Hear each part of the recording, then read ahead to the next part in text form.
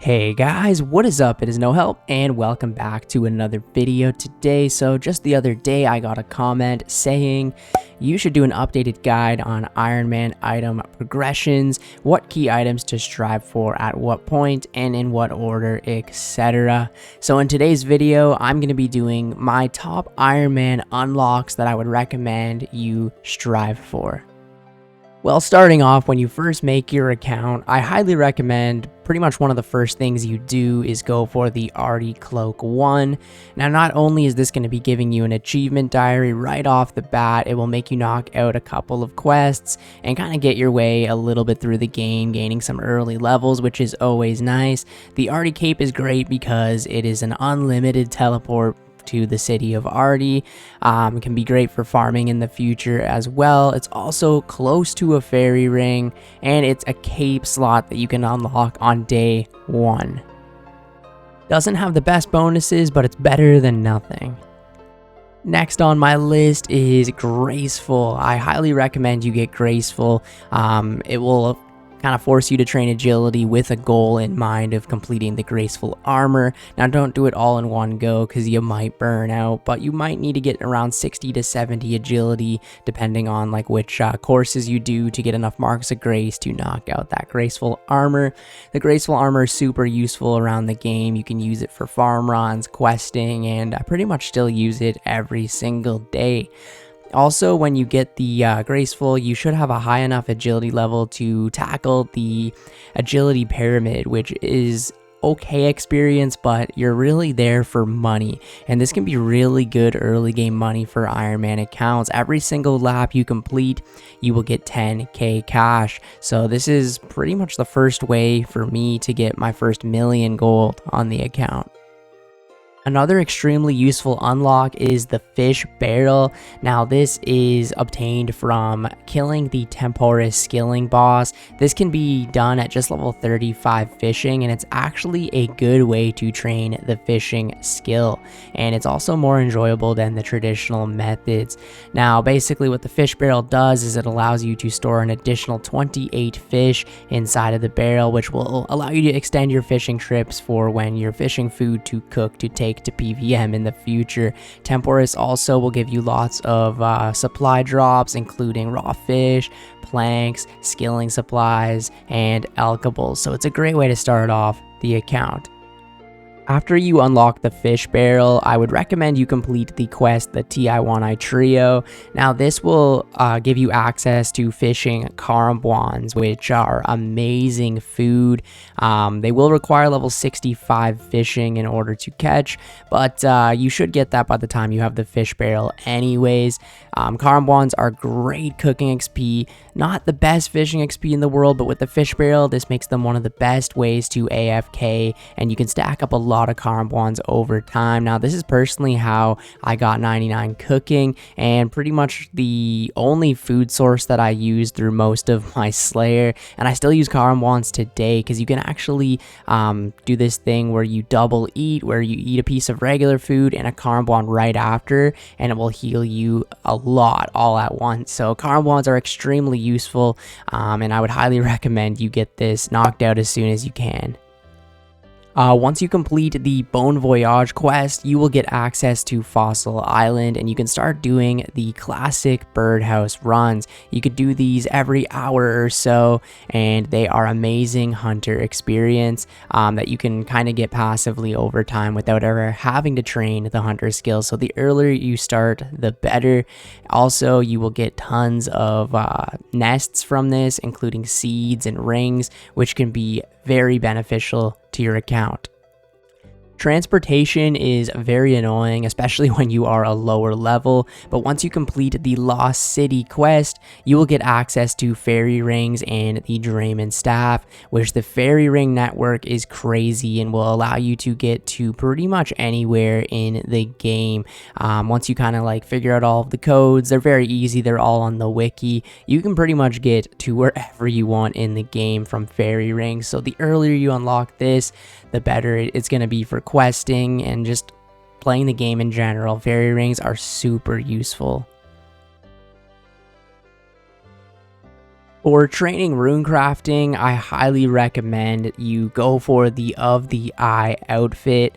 Now, you can play the Guardians of the Rift minigame once you complete the Temple of the Eye quest, and you only need level 27 rune crafting to start this out. And similar to Temporis, this is actually a great way to train rune crafting, especially being on an Ironman, because you will get all types of runes for playing the game and you get to keep them afterwards. So it's a very good way to get a ton of different runes, and if you go for the full Of the Eye outfit, you will have plenty of runes by the time you're done, and a pretty decently high rune crafting level as well. Now, the Of the Eye outfit is amazing because it will allow you to craft 60% more runes when you're crafting a specific rune. So say you're crafting blood runes or nature runes or law runes or whatever you need on the account, the Of the Eye outfit is a must for doing so, and it really does save a lot of time and even pure essence. So would recommend doing this for your rune crafting. Once you complete the Family Crest quest, you will get access to goldsmithing gauntlets and cooking gauntlets, which are very useful gloves. Basically, the goldsmithing gauntlets will allow you to get more experience for smithing gold, which can be a massive help at things like the blast furnace, and it's one of the faster ways in the game to train your smithing. Also, cooking gauntlets are pretty much essential for training cooking because they will make you burn less food on your journey to 99 cooking. And especially being an Ironman where you have limited food, burning less is obviously great. So it's an easy quest, knock it out. Now, the biggest complaint I see about the Ironman game mode is Herblore. If you complete the Throne of Miscellanea quest, you will get access to Kingdom Management. And if you complete the Royal Trouble quest on top of that, you will get the full access to managing the kingdom. Now, what this is you can get NPCs to collect resources for you if you invest money into it. You will need a decent amount of money to start to invest into the kingdom, but it will definitely pay off over time. You can get them to collect things like herbs, even maple logs, teak and mahogany logs as well, ore, and even raw fish. So this can definitely help over time, and personally I use this to collect most of the herbs I needed for my 99 herblore. Recipe for Disaster unlocks hybrid gloves, which are one of the best pairs of gloves in the game. Now, every single sub quest you complete, you unlock a different type of or a different pair of gloves, ranging from hard leather gloves all the way up to Barrow's gloves. And the more of the Recipe for Disaster quests you complete, the better gloves you can get. And they're fairly cheap gloves that you can buy right in Lumbridge, and they're essential for training your combat. So the more Recipe for Disaster quests you do, the better, and try and get yourself to go all the way to the Barrow's gloves, because they will be some of the best gloves you ever wear in the game. Now, completing the Fremennik Isles quest will give you access to the Helm of Neot, which is a pretty decent helmet that actually provides a +3 prayer bonus and a +3 melee strength. So it'll be one of the best helmets you have for a while, and you get it just for completing the quest, and you can get replacement ones for fairly cheap. Also, in the future, you can upgrade it to the Neot face guard, and this will provide more defense bonuses and a +6 melee strength, and still the +3 prayer, which is handy. If you plan on training any Slayer in the future, the Slayer helmet is a must-have. Now, it combines the black mask, earmuffs, face mask, nose peg, spiny helmet, enchanted gem, and the reinforced goggles all into one helmet, so you won't have any of those annoying little things that happen to you when you go to do a task. You will be protected from all of those. It also will provide a 16.67% melee boost, so you will just hit a lot higher all of the time, so it's best in slot for every single Slayer task. And you can also imbue the Slayer helm with various methods such as Soul Wars or even the Nightmare Zone, and this will allow your helmet to have a 15% boost to range and magic as well. So it's overall a nice hybrid helmet, which is best in slot all of the time when on Slayer tasks. Void is a great piece of equipment that you can get, and it comes in a full set that you can actually make a hybrid as well, so they can be melee, range, or magic. And you get this from playing the pest control minigame, which is a lot of fun. And honestly, the pest control minigame you get a little bit of cash from and a good amount of combat XP, so it's definitely worth getting. In the future, you can actually upgrade it to the Elite Void version, which will cost a little bit more of the pest control points, and you will need to complete the Hard Western Province Diary. But Void is such a good armor to take to different bosses. I use it all the time at the Chambers of Zarek and Vorkath, and it's armor that's free and hybrid, so I would highly recommend you go out of your way to get it. You can get the fighter torso from playing the Barbarian Assault minigame. Honestly, another very underrated minigame. I had a blast here, especially going for the achievement diaries. But yeah, as you can see, it is a pretty good piece of equipment, providing a +4 melee strength bonus and some decent defense bonuses, very comparable to the Bando's chestplate, the same +4 melee strength bonus. Obviously the Bando's chestplate will have higher defense bonuses, but for the time being, the fighter torso is a very good piece of gear to take for wherever you go, especially Slayer. I use this a ton.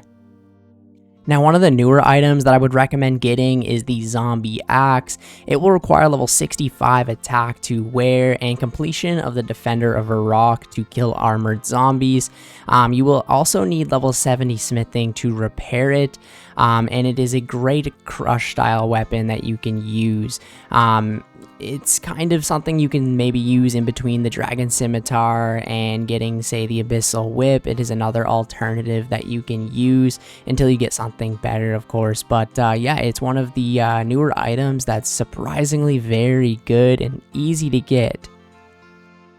If you play the Tithe Farm minigame, it is a really good way of training farming without needing the seeds to do so, so I find a lot of Ironman go here. Now, some of the useful unlocks can be the herb sack, which I would highly recommend you get it from Tithe Farm rather than the Slayer reward shop. It's much cheaper and doesn't take too long to get at all. Also, auto weed is a very nice quality of life change. Once you unlock auto weed, once you rake the patch, it will never grow back. So it's always annoying when you go to a farm patch and you're trying to just quickly do a farm run, and you know, the grass grows back. But with auto weed, this won't happen anymore. Also, the seed box can be very handy from the Tithe Farm minigame, but yeah, you get a lot of experience here and can be great to train your farming if you need it for like a quest requirement or something. Another really useful item for farming is the bottomless compost bucket.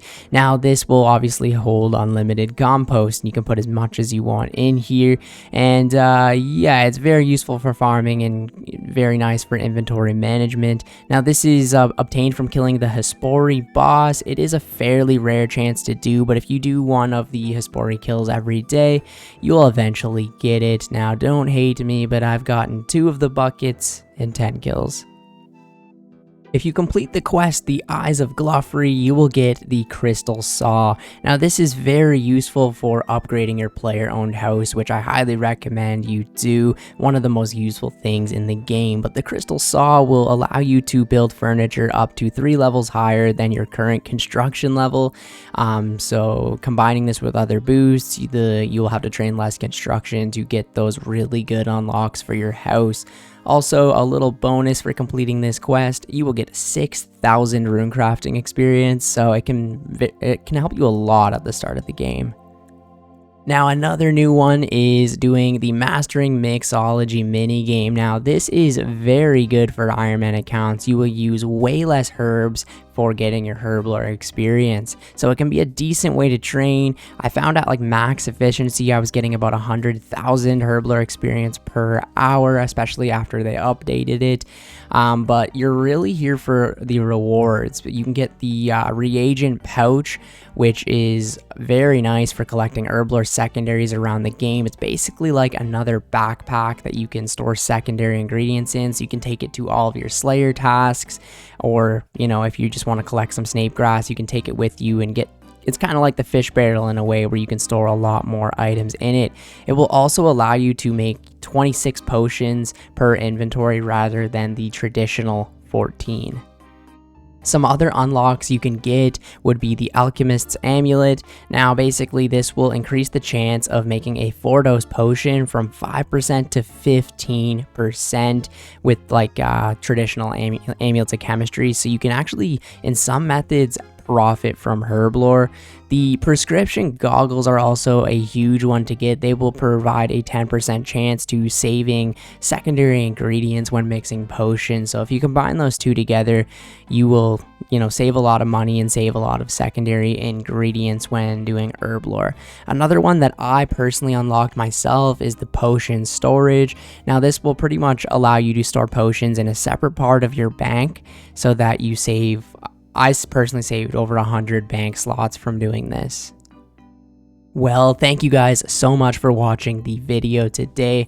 A lot of these Ironman unlocks have really helped my account out so much, and without a lot of them, I wouldn't have been able to max my account. They're just so useful, and especially like a lot of the early game stuff really helps out your account. And I always say the earlier you start something, the better, whether that be doing farm runs, whether that be unlocking like the kingdom, for example, and start collecting that, doing birdhouse runs, right? And it's always good to learn a lot more, even doing things like all the mini games, pest control and barbarian assault, right? The earlier you learn it, the better, and just unlocking those different unlocks for your account can be very beneficial. But anyways, thank you guys so much for watching the video today. If you have any other unlocks that I missed out in this video, feel free to comment them down below, and maybe I'll make a part 2 to this. But yeah, I will catch you guys in the next video. See ya later.